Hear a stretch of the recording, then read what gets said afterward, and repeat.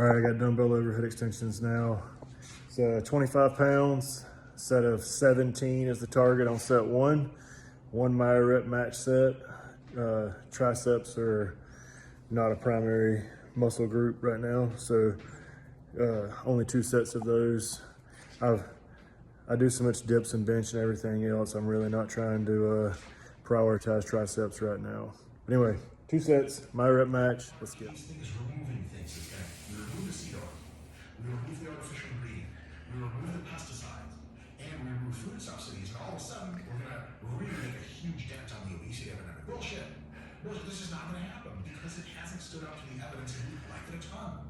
What is gonna reduce obesity is drugs that help people control the food drive, and then working with people on expressing their conscientiousness more to make better choices.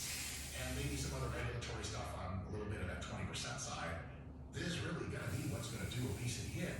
It's sure shit not going to be any of those things. If it was going to be those things, I would be the first saying to be like, get rid of, trans fats are pretty bad for you. We got rid of them. I think that's a good decision. Fuck trans fats. Seed oils are not trans fats, and neither are artificial flavoring. It's just ain't it. I wish it was. It's not. This is what most Americans innocently put into their bodies these days. Innocently. Come on. What we got there? Cheez-Its, Captain Crunch, Welch's fruit snacks, a bunch of mayo and shit like that, Doritos. The fraction of people that know that junk food is junk food and they should probably be eating a ton of it is like everyone who went through elementary school in the United States, which is almost every human person. There's not a situation which you give someone like a bag of chips or fruit snacks and you give them an apple and you're like, which one of these is healthy? And they're like, yeah, that is. All right, triceps are done. Dumbbell overhead extensions are fantastic. One thing I like to keep in mind when I'm doing those is at the bottom, I like to hang out there, get that good stretch. And when I'm down here, I try to keep my forearm as parallel to the ground as possible.